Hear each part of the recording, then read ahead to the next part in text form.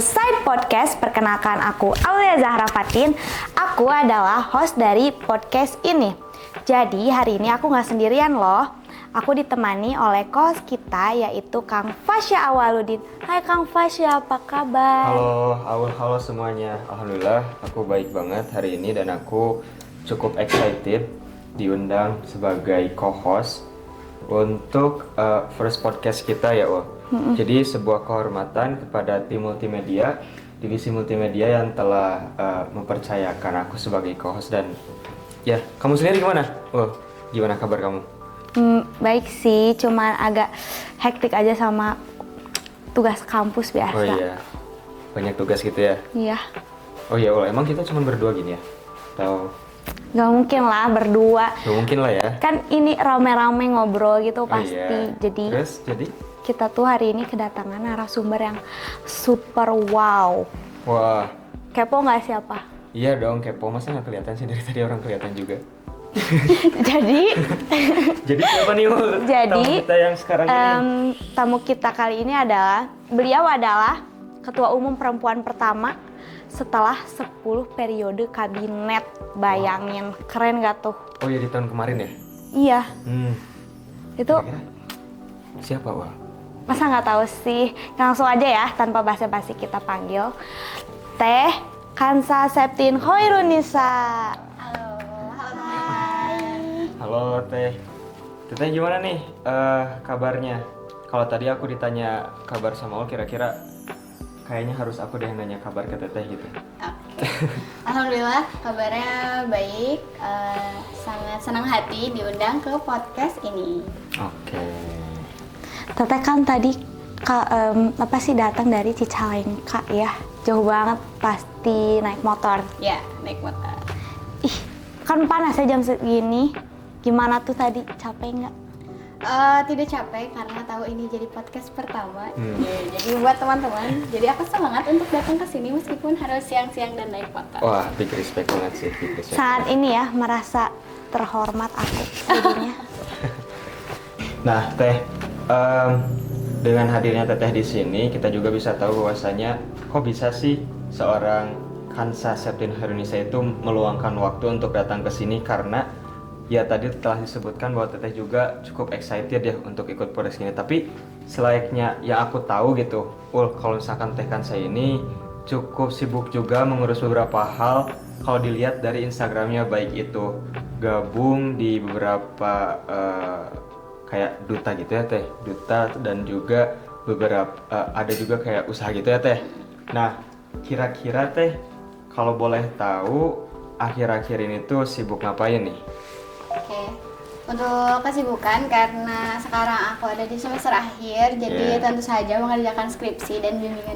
Wow. Doanya ya teman-teman semoga cepat lulus. Amin. Kemudian untuk kesibukan lainnya mungkin dulu ketika masih di kabinet setiap hari Sabtu dan Minggu itu selalu ada kegiatan. Terus hari-hari weekday pun ada rapat, kumpul dan lain-lain. Ternyata setelah demis lumayan agak kehilangan sama kesibukan-kesibukan itu. Oh iya. Ya, jadi buat teman-teman kalau sekarang masih sibuk, rasanya itu adalah hal yang harus disyukuri karena ternyata kalau bingung harus ngapain justru itu lebih bingung lagi karena lebih baik waktunya diisi dengan kesibukan-kesibukan yang bermanfaat gitu. Terus untuk kesibukan sekarang selain tugas akhir, aku juga mulai aktif lagi untuk menulis dan aktif di Instagram karena aku suka untuk membagikan hal-hal yang aku suka di sosial mediaku dan turut berjualan juga sekarang, menjual bunga.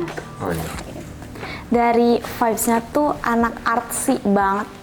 Kebetulan di periode pertama anak art ya Teh ya? Iya betul, sebelumnya aku di bidang art sebelum menjabat menjadi ketua.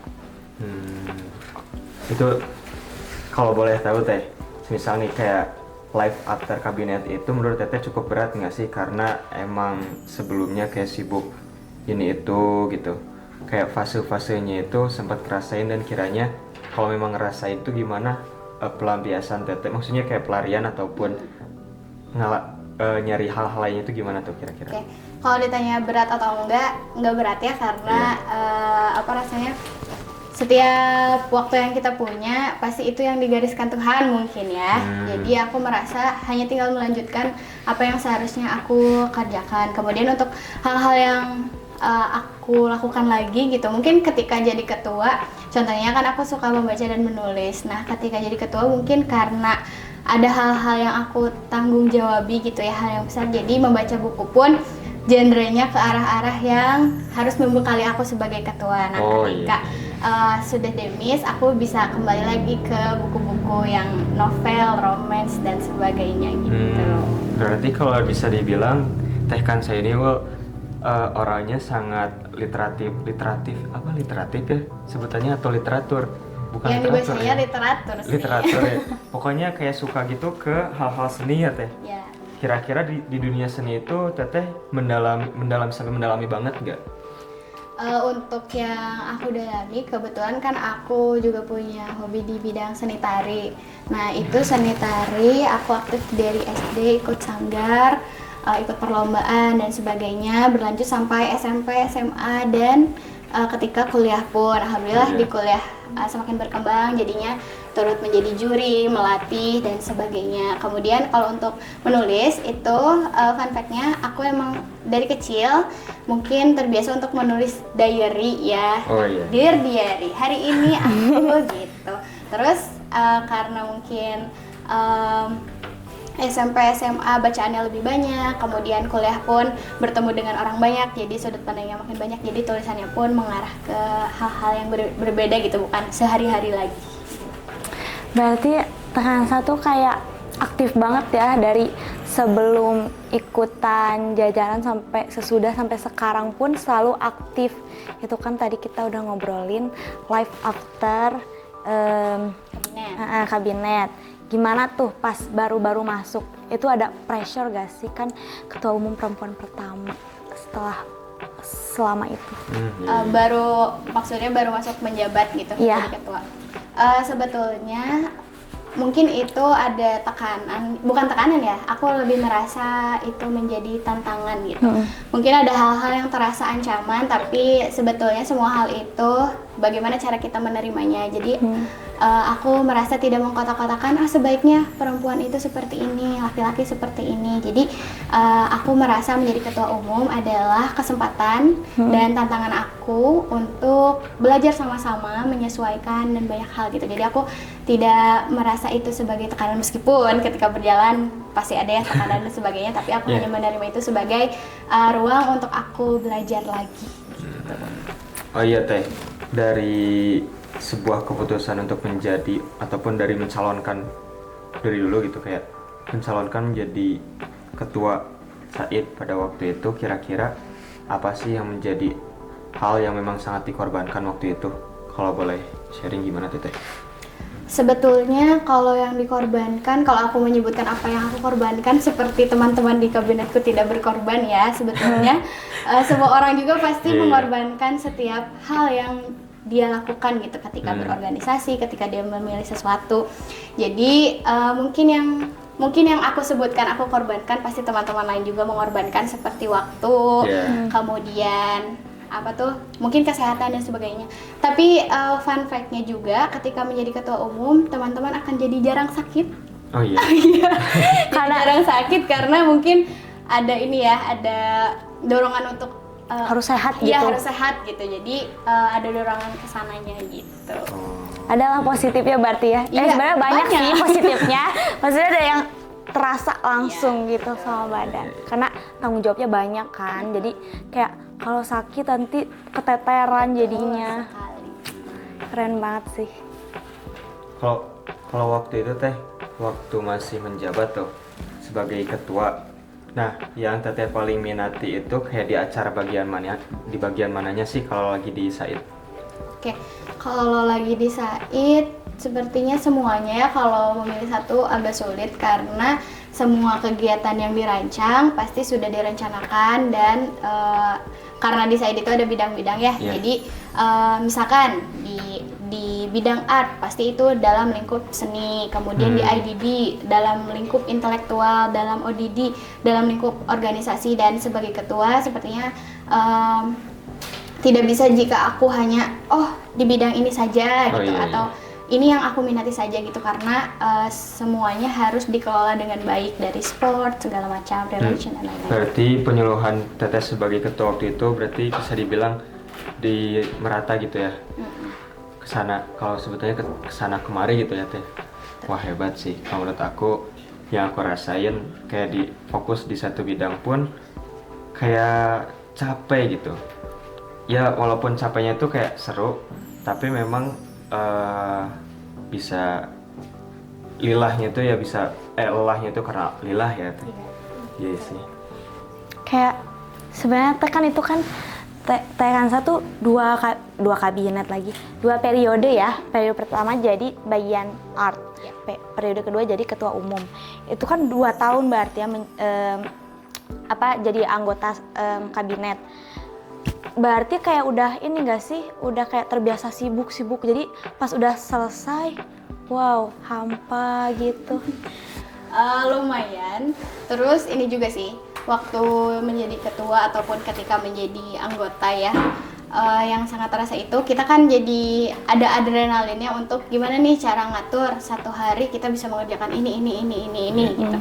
Nah itu juga jadi adrenalin buat aku, gimana caranya kewajiban-kewajiban dalam hal akademik, dalam hal lain bisa terselesaikan. Terus waktu aku masih aktif di Said pun itu sering banget, misalkan kita beres kelas tuh jam 12, terus masuk lagi setengah 1 misalkan.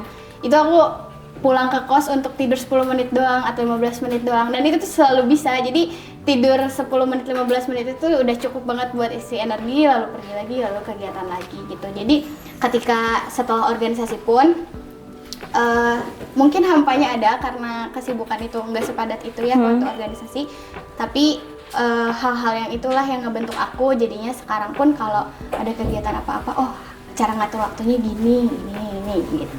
Oh berarti di time management itu time management berarti cukup membekas ya untuk kehidupan setelah itunya gitu ya. Betul Kehidupan sekali. sehari-harinya. Bagus sih. Kang Fasya juga kan 2 periode. Periode pertama di multimedia, terus periode kedua di press, jadi kadif. Iya. Waktu itu juga di periode pertama aku kan dibarengi juga sama Teh Kansa ya. Dan itu salah satu kesempatan yang kesempatan emas lah ya kalau bisa kita sebut, karena memang di situ aku mendapatkan kayak pengalaman pertama gitu loh, Bel. Kayak ya kurang lebih mungkin sama kamu rasain segala macam yang kayak apa ya, hal yang perlu kita kerjakan, yang perlu kita atur gitu.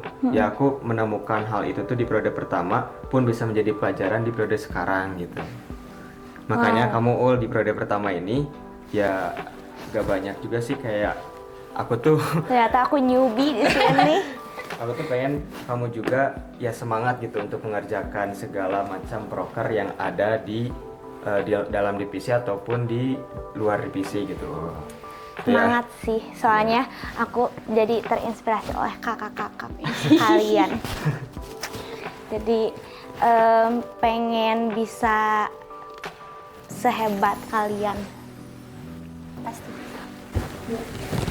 Bentar, itu kayak kerasa canggung gitu, nggak tahu kenapa ya. Ini boleh diminum kan? Boleh. Ya nggak tahu kenapa gitu, kayak udah lama. Nggak apa-apa, lanjut aja. Nggak apa, lanjut aja. Kayak udah lama juga ya Teh nggak ketemu gitu kan. Sekalinya ketemu, ya dihadapkan dengan kayak forumnya tuh podcast. Aku ngerasa, kamu sendiri gimana ngerasa podcast sekarang? Ya podcast pertama juga kan? Iya, nervous sih Nervous soalnya. juga kan? Kayak ini kayak ketemu apa ya? Kayak ketemu artis. Gitu. Kayak oke gitu. Jadi Kalau malu. dibilang artis kok bisa juga kok, kan istilahnya artis itu yang kayak Art gitu kan. penggiat art gitu kan. Ya kan saya juga suka nulis gitu ya, nulis. Nah Teh, kalau misalnya tulisan-tulisannya itu dipublishnya di Instagram atau pernah diterbitin jadi buku gitu nggak? Belum sih kalau jadi buku, tapi sebelumnya aku tuh aktifin di Instagram dulu. Terus karena ternyata di Instagram tuh kan terbatas gitu ya untuk tulisannya, nggak bisa panjang apa, jadilah di aku coba tulis di blogspot. Mungkin teman-teman tahu blogspot? Oh iya. Ya. Di website gitu berarti ada Ya, publikasi. betul. Seputar apa tuh teh yang dipublikasi kalau soal tulisan? Sebetulnya untuk tulisan aku tidak baku untuk aku arahnya ke sini. Aku betul-betul menulis itu hanya untuk kesenanganku saja gitu. Jadi aku tidak ada topik khusus aku ingin menulis tentang ini atau apa. Jadi selama aku ingin menulis ini dan aku rasa itu aman untuk dipublikasikan, aku publikasikan seperti itu. Iya iya. Ada niat untuk serius nggak teh di dunia kayak tulis menulis ini? Insya Allah ada ya, tapi iya? sebetulnya tulisan ataupun hal-hal lain yang aku bagikan di Instagram sebenarnya tidak lain tidak bukan itu tuh adalah upayaku untuk mengenalkan literasi gitu di kalangan anak muda, karena rasanya kalau sekarang tuh misalkan ajakan ayo baca buku itu agak sulit ya. Jadi aku merasa karena literasi pun bukan cuma membaca buku, jadi membiasakan diri untuk memahami informasi di sekitar kita, entah di tulisan, caption, bahkan sekecil-kecil misalkan di produk botol ini ada ingredients, itu kan kalau misalkan kita punya kesadaran untuk membaca, untuk literasi kita pun akan membaca itu. Iya ya, emang dilihat-lihat, bukan dilihat-lihat, soalnya aku merasakan sendiri sih, kayak literasi aku tuh minim banget. Aku aja mau baca kalau misalnya ceritanya interesting gitu loh. Kalau misalnya yang topiknya agak berat dikit tuh, wah aku butuh jeda. Abis baca aku butuh kayak waktu untuk mencerna gitu. Iya setuju juga sih Ul, kayak kalau misalkan aku pribadi kayak ke buku-buku gitu, terakhir interesting banget gitu, terakhir tertarik banget ke buku itu waktu pondok kalau nggak salah. Jadi waktu kalau beres pondok tuh karena mungkin udah ada ya bisa pegang handphone segala macam gitu, jadi paling baca-baca bubble chat gitu misalkan, atau BC-an gitu kan. Ya paling kayak gitu, tapi mungkin tidak menutup kemungkinan juga kalau misalnya itu juga termasuk ya literatur juga gitu ya. Jadi tidak dipatok dengan pembaca itu harus kayak ya tentang buku dan buku juga ya. Apalagi kalau misalkan kita udah di organisasi, misalkan kita dapat pesan nih dari orang lain, mungkin kalimatnya hanya pesannya hanya 2 kalimat. Ketika kita baca itu cuma membaca saja mungkin ya udah cuma 2 kalimat, tapi ketika kita di organisasi punya kesadaran sepertinya di dalam 2 kalimat ini ada pesan tersirat yang ingin disampaikan, atau kita juga bisa membaca emosi yang lagi ngirimnya tuh ini dia lagi sarkas atau bukan ya. Nah itu ada kesadaran literasi yang betul-betul ketika berorganisasi. Tapi Teh Kansa sendiri setuju nggak Kak ke statement kalau semisal di zaman sekarang itu ketertarikan dengan literasi itu sudah berkurang karena memang atensinya makin pendek. Nah, pernah dengar nggak Teh? Ya, itu mungkin setuju karena aku melihat itu gitu ya. Apalagi kan kita sekarang terpapar dengan kondisi sosial media yang sangat mudah sekali buat kita akses dan segala macam. Kemudian kita terbiasa untuk menerima informasi yang sangat singkat-singkat. Misalkan kita melihat tutorial nih di TikTok atau di Reels, misalkan videonya 15 detik, 30 detik, tapi tutorial itu sudah selesai gitu. Jadi kita terbiasa untuk menerima informasi yang instan. Nah, kalau misalkan kita bandingkan saja ketika kita ngupload video edukasi yang agak panjang, padahal pembahasannya lengkap, kemudian referensinya lengkap segala macam, pasti orang-orang terbiasa dengan video-video yang instan gitu. Makanya kenapa kesadaran literasi itu penting gitu. Bahkan kalau ngelihat sekarang itu kayak semisal di TikTok tuh ya yang kayak Teh Kansa bilang, kalau semisal ada tutorial pendek atau enggak video-video pendek lainnya tuh kayak butuh hook gitu. Ya, betul. Kalau dulu itu pas zaman-zamannya belum TikTok ya kayak nonton YouTube ya kita nyari sendiri sampai walaupun kayak nggak kerasa gitu ada hooknya karena memang kita ya enjoy dengan videonya gitu. Tapi memang mungkin itu salah satu daya tarik buat betah nonton videonya gitu ya. Tapi aku pribadi sih kayak ngerasain seburuk itu literasi aku sampai kalau misalnya ada kayak bukan tutorial, misalnya kayak tips gitu ya, tips terus kayak 1, 2, 3, 4 terus kayak dijelasin satu segala macam, terus ada teksnya gitu, aku langsung ke akhir terus aku screenshot, di save di galeri, abis itu dijadiin folder tips kata aku teh, tapi nggak pernah dibaca lagi. Itu tuh kayak seburuk itu literasi. Album screenshot kita emang selalu paling banyak nggak sih, karena kita selalu merasa ini penting padahal nggak pernah dibaca lagi. Banget sih, jadi kayak kerasa banget karena kurang terbiasa membaca ya. Karena kalau misalnya baca tuh kayak ada apa sih namanya tuh? Ada apa? Tekanan. Bukan. Kalau misalnya yang suka baca tuh kayak nerdy gitu. Oh, Jadi kayak iya. ada something yang buruk ya di belakang itu tuh. Jadi iya, jadi kayak ih, Kayak so rajin gitu. iya gitu. Jadi kayak stereotype gitu ya. iya, stereotype gitu kayak mengapa, jadi kayak males juga baca gitu. Jadi kayak nggak ke-build di jiwanya tuh. Betul. Betulnya ke apa ya, semisal dari teman-teman juga ada yang memiliki ketakutan seperti itu, kalau kalian merasa seperti itu nggak worth it sih. Maksudnya ya stereotype kan pandangan orang lain ya, sementara upaya kita untuk lebih melek akan literasi itu ya salah satu hal yang baik itu, dan hal yang baik itu jika kehalang sama sesuatu yang nggak bisa kita kontrol ya itu nggak worth it aja. Jadi ya kalau misalkan suka membaca, baca aja gitu, suka menulis aja pun dengan kesukaan-kesukaan kita yang lain, selama itu positif ya lakuin aja ya teh, selama itu tidak merugikan gitu sih menurut aku. Ngomongin tentang literasi kan tadi Teh Kansa ngomongnya kalau Instagram Teh Kansa ngomongin apa sih, tulisan-tulisan diupload di sana karena untuk kayak ngajak anak muda gitu ya untuk memperbaiki literasi kita gitu. Nah, menurut Teh Kansa gimana sih di saat itu, apakah kita lack of interest gitu di literasi itu sendiri, atau merasa kayak oh justru karena dari Said jadi aku ngajak anak muda yang lain gitu, jadi kayak dapat pengen ngajak literasinya tuh gimana gitu. Sebetulnya kalau misalkan aku harus memilih apakah sudah baik atau belum, aku juga tidak bisa mengambil kesimpulan itu dari mana gitu ya. Apakah aku hanya melihat di saya saja, apakah mahasiswa PBI dan sebagainya. Tapi kalau misalkan teman-teman, apakah ada matkul reading?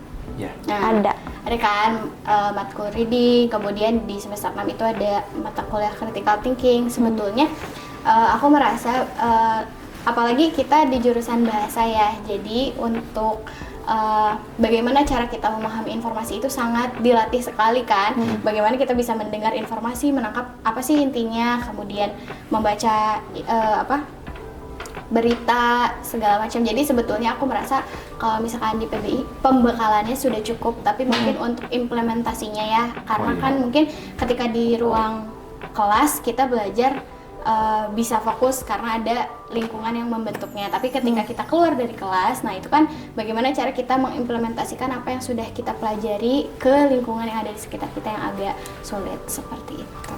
Nah teh, ngomong-ngomong juga nih soal organisasi, enggak soal organisasi mana-mana. Ini organisasi yang kayak himpunan itu sendiri gitu. Waktu itu kan teteh ngejabat di periode kedua, dan juga di divisi art di periode pertama kan. Nah selama 2 periode itu tuh apa sih yang kayak benar-benar bikin Teh Kansa mungkin kewalahan atau keteteran, baik jadi anggota divisi waktu itu ataupun menjadi ketua di periode keduanya gitu. Gimana Teh? Sebetulnya untuk yang keteteran itu mungkin karena dia disajikan program kerjanya banyak. Nah itu mungkin cara mengatur waktu. Sebetulnya itu menjadi tantangan ya. Meskipun keteteran itu adalah kata yang negatif gitu ya, tapi kita bisa menangkap itu sebagai tantangan. Gimana caranya kita membagi proker kerja yang sebanyak ini bisa rampung dalam 10 minggu atau gimana? Gitu aja. Bagaimana proker kerja yang sepanjang ini bisa selesai dalam waktu yang kita punya gitu. Jadi kalau misalkan yang keteteran pasti soal itu sih, dan apalagi ini mengelola sumber daya manusia, karena kita aku juga ketika menjadi ketua menyadari bahwa nggak semua orang tingkat capeknya sama, nggak semua orang tingkat kuatnya sama. Jadi aku ingat kata Miss Nia, beliau menyampaikan ketika ada level 1 sampai 10, ketika kita sudah sampai di 10, tapi teman-teman kita masih di 2, yang harus kita lakukan itu adalah kita harus turun lagi ke 2 dan naikin lagi satu-satu.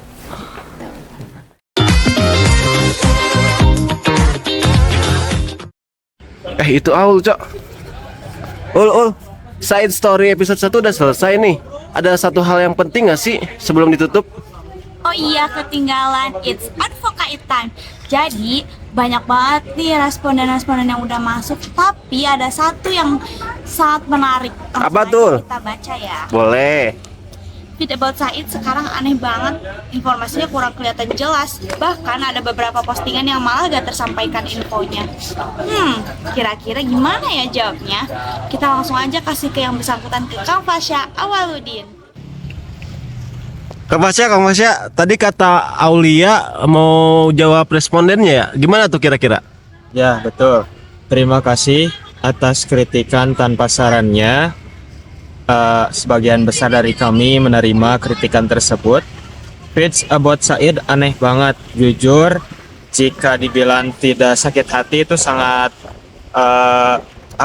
istilahnya sangat berbohong sih sebetulnya. Karena kalau sampai situ feeds about Said aneh banget itu cukup sakit hati. Tapi ternyata dari penjelasannya yaitu informasinya kurang tersampaikan jelas. Oleh karenanya, jikalau dilihat-lihat ya, jikalau kita melihat latar belakangnya kenapa ini bisa terjadi, mungkin adanya perkembangan di mana kita mengembangkan visual tanpa fokus ke penjelasan gitu, sehingga kita terlalu fokus di visual dan membelakangkan tentang informasi yang seharusnya disampaikan, di mana seharusnya memang tugas saya dan teman-teman di press itu menyampaikan informasi, malah menjadi terkikis gitu oleh adanya perkembangan visualisasi ini, sehingga pada akhirnya setelah diobrolkan dan dibincangkan akan ada pengurangan